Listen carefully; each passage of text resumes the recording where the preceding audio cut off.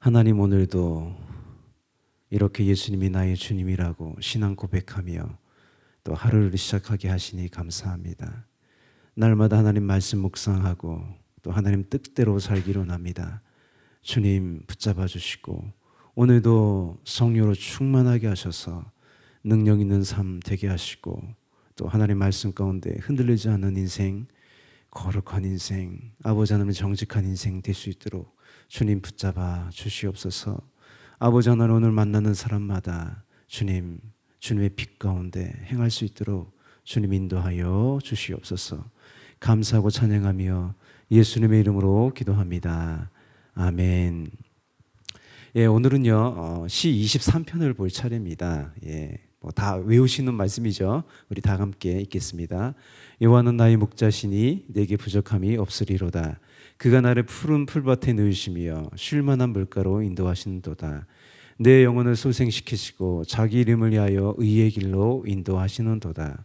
내가 사망의 음침한 골짜기로 다닐지라도 해를 두려워하지 않을 것은 주께서 나와 함께 하심이라. 주의 지팡이와 막대기가 나를 안위하시나이다. 주께서 내 원수의 목전에서 내게 상을 차려주시고 기름으로 내 머리에 부으셨으니 내 잔이 넘치나이다.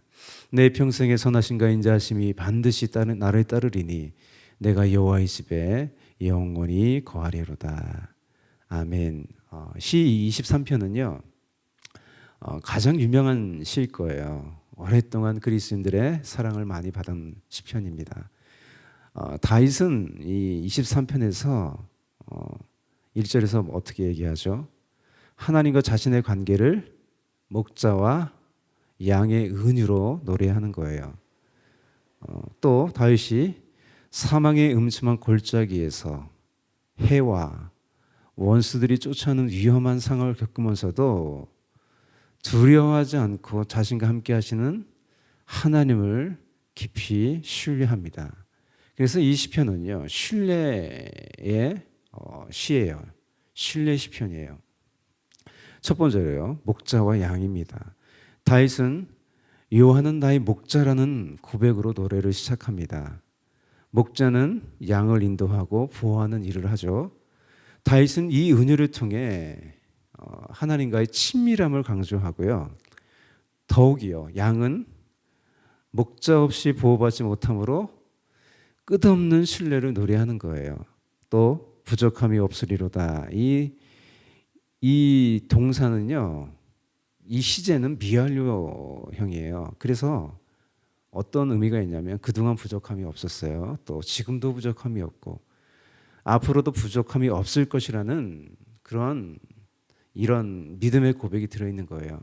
또 여호와가 부족함이 없는 유일한 조건이라는 고백이에요. 여호와가 나의 목자이기 때문에 여호와 때문에 부족함이 없다는 거죠.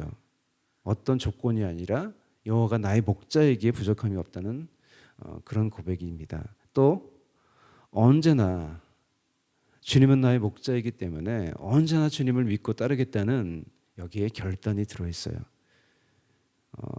그래서 우리는 주님이 나의 선한 목자이기 때문에 따르겠다는 그 말에 액센트를 두어야 돼요. 2절, 4절에서는요 하나님을 신뢰하는 상세한 이유를 밝히는 거예요. 하나님이 어떤 분이신지, 어떻게 우리에게 행하시는지. 2절입니다. 그가 나를 푸른 초정에 누이시며 쉴만한 물가로 인도하시는도다. 하나님을 우리가 신뢰하는 이유는 하나님이 목자로서 인도해 주시고 보호해 주시기 때문이에요. 이 싱싱한 목초지와 신선한 물로 인도하시는 하나님의 모습은요 양을 위한 목자의 특별한 보살핌이에요. 게으른 목자도 있을 거 아니에요. 그러나 하나님은요 신선한 목초지로 또 물이 흐르는 곳으로 우리를 인도하시는 분입니다. 이때 우리 영혼은요 하나님의 그 목자의 보살핌을 받으면서 이때 우리 영혼은 소성하게 되는 거예요. 다시 힘을 얻는 거예요. 그래서 3절 내 영혼을 소생시키시고, 그래서 푸른 초장과 쉴만한 물가가 의미하는 것은 뭐냐면 단지 편안하고 안전한 자리만이 아니라 내 영혼이 소생케 되는 자리예요. 다시 살아나는 자리예요. 힘을 얻는 자리예요. 그러므로 이 자리는요, 하나님과 관계된 자리일 수밖에 없어요. 다른 것으로 우리 영혼이 소성케 되지 못해요. 힘을 얻지 못해요. 가짜 힘을 얻는 거죠. 또 일시적이고요. 그래서 하나님과 관계된 자리에서 내 영혼이 소성케 되는 거예요. 이 새벽 시간도 마찬가지예요. 이 시간이요, 푸른 초장과 쉴만한 물가예요. 왜? 주님께서 함께 하시기 때문이에요. 그래서 예배하는 시간이 굉장히 그래서 중요한 시간입니다. 목자 되신 주님께서 우리를 인도하시고 우리 영혼이 소성케 되는, 다시 살아나는 일이 있는 귀한 시간입니다. 또 밑에 보십시오. 자기 이름을 위하여 의의 길로 인도하시는도다. 하나님은 우리의 사사로운 이익이 아닌 자기 이름을 위하여 의의 길로 인도하신다고 하잖아요. 당신의 명예, 이름이죠. 이름을 위해 우리를 의의 길로 인도하시는 거예요. 당신의 이름을 걸고요, 우리를 의의 길로 인도하는 거예요. 왜 그래요? 왜냐하면 내가 원하는 길은요, 나를 죽이는 잘못된 길일 수가 농후해요. 여러분, 우리 욕심대로 살면요, 우리 마음대로 살면 별로 좋지 않아요.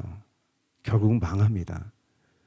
그래서 자기 이름을 위하여 우리를 의의 길로 인도하시는 분이에요. 또 우리는 양같이요, 한 치 앞도 볼 수 없고 알 수 없는 존재예요. 그래서 양에 비유하는 거예요. 그러나 주님께서는 우리의 모든 삶을 계획하시고 또 섭리하셔서 이끄시기 때문에 그 길이 의의 길이 되는 거예요. 의로우신 주님이요, 이끄는 길이 나의 완전한 길이 되는 거예요.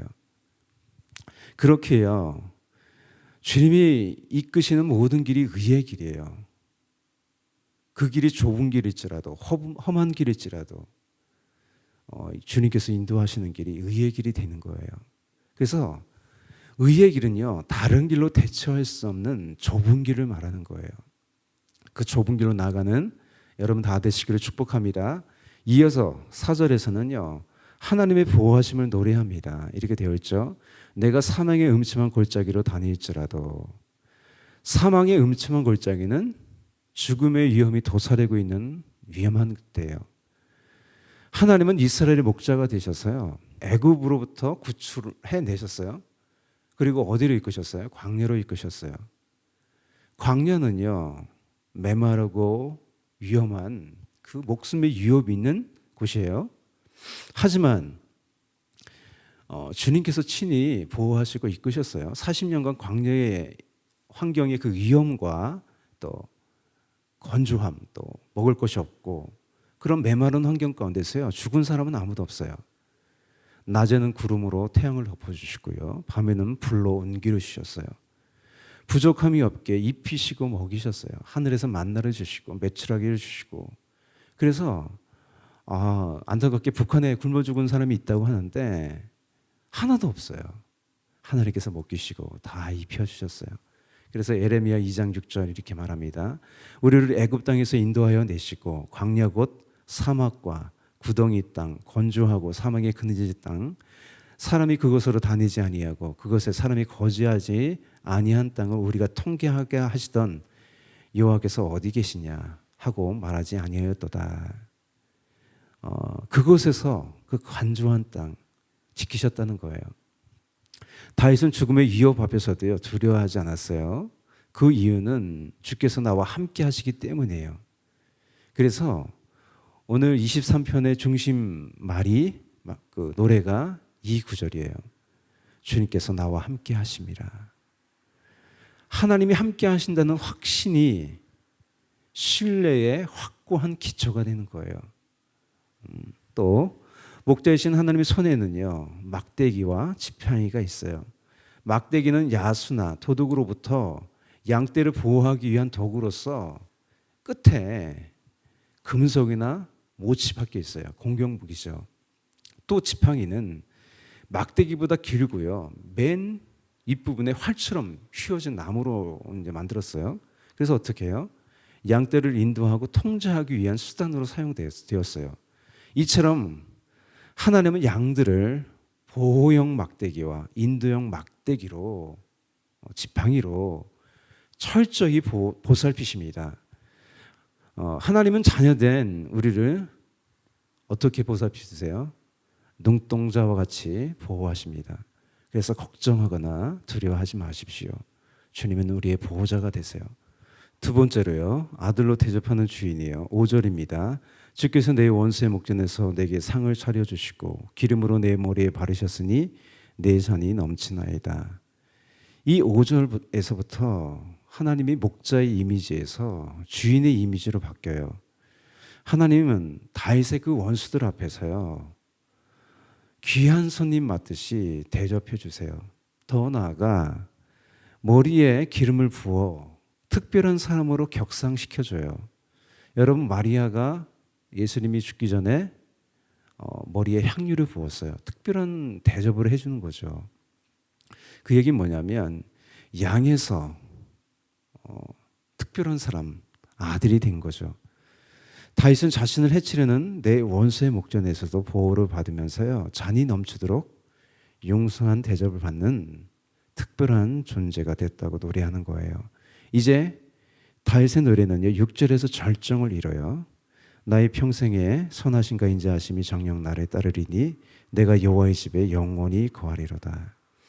하나님께서 선하심과 인자하심으로 함께 하심을 다윗은 알았어요. 이제 다윗은요, 하나님의 집에 영원히 거주하는 가족이 되는 거예요. 인간의 어떤 타락 후 사람들은 목자를 떠나 자신들만의 세상을 만들었어요. 인류의 역사는 사람들이 세운 목자, 왕에 의해 생명을 잃고 착취당하는 역사예요. 서로 죽고 죽이는 역사예요. 예수님이 이런 세상에 목자로 오셨어요. 마태복음 9장 35절 36절이에요. 예수께서 모든 성과 천에 들어다니사 저희 회당에서 가르치시며 천국 복음을 전파하시며 모든 병과 모든 약한 것을 고치시니라. 우리를 보시고 민망히 여기시니 이는 저희가 목자 없는 양과 같이 고생하며 유리함이라. 인생을 살다 보면 위험이 올 수도 있고 어려움을 겪을 수 있습니다. 우리가 살면 살수록요, 고통과 아쉬움이 쌓여가는 복잡하고도 고단한 삶이에요. 때로는 사망의 음침한 골짜기 한복판에 홀로 고립되기도 합니다. 주님은 그럴 때마다 우리 인생의 그 외로운 낙인의 길에 찾아오셔서 친히 목자가 되어주시고 부족한 우리를 환대해 주시고 따뜻한 가족으로 맞이해 주시는 분이에요. 주께서 나와 함께 하신다는 그 믿음이 있기에 우리는 두려움과 염려가 없습니다. 우리의 삶에는요, 우리를 위해 목숨을 버리신 선한 목자이신 예수 그리스도가 함께 하십니다. 그래서 이렇게 말씀하십니다. 나는 선한 목자라 내가 내 양을 알고 양도 나를 아는 것이 아버지께서 나를 아시고 내가 아버지를 아는 것 같으니 나는 양을 위하여 목숨을 버리노라. 예수님은요, 줄이고 목마른 자들을 먹이시는 분이에요. 그래서 누구든지 내게로 와서 생명수를 마시라고 하시잖아요. 또 자신을 생명의 떡으로 또 말씀하시고요, 자신의 몸을 우리에게 주셨어요. 또 예수님은 영원한 생명으로 향하는 길이 되세요. 요한복음 14장 1절에서 6절이에요. 너희는 마음에 근심하지 말라. 하나님을 믿으니 또 나를 믿으라. 나를 믿으래요. 예수님 믿으래요. 내 아버지 집에 거할 곳이 많도다. 그렇지 않으면 너희에게 일렀으리라. 내가 너희를 위하여 처소를 예비하러 가노니 가서 너희를 위하여 처소를 예비하면 내가 다시 와서 너희를 내게로 영접하여 나 있는 곳에 너희도 있게 하리라. 내가 가는 곳에 그 길을 너희가 알리라. 도마가 가로되 주여 어디로 가시는지 우리가 알지 못하거늘 그 길을 어찌 알겠삼나이까. 예수께서 가라사대 내가 곧 길이요 진리요 생명이니 나로 말미암지 않고는 아버지께로 올 자가 없느니라. 요한은 나의 목자라는 이 고백 속에는요, 내가 아무것도 아니라는 또 그것을 인정하는 겸손한 마음이 있는 거예요. 또 목자 되시는 주님의 소유된 백성임을 인정하고 끝까지 따르겠다는 믿음이 있는 거예요. 여러분, 어떤 환경보다 오직 주님이 내 영혼을 소생시키시는 푸른 초장과 쉴만한 물가가 되십니다. 그래서 어떤 시련과 어려움과 유혹에서 벗어나 하나님의 영광이 가득한 의의 길로 가게 하시는 거예요. 나의 평생의 주의 선하심, 그 인자하심, 그 예수님이 나와 여러분과 함께 하십니다. 주님은요, 나와 늘 함께 하시는 내 목자가 되십니다. 할렐루야. 기도하겠습니다. 사랑과 은혜가 풍성하신 주님 감사합니다. 부족하고 연약하지만 우리의 모든 인생을 인도하시고 푸른 초장과 쉴만한 물가로 이끄셔서 날마다 우리 영혼을 소생시키시고 우리를 의의 길로 인도하시니 감사합니다. 비록 사막의 음침한 골짜기로 다닐지라도 주님께서 우리와 함께 하시기에 우리를 또 상을 베푸시기에 우리는 아버지 만족하며 그렇게 행복하며 살아갈 수 있습니다. 날마다 예수님 따르며 그 영원한 길로 나아가는 거룩한 인생 되게 하여 주시옵소서. 감사드리고 찬양하며 예수님의 이름으로 기도합니다. 아멘.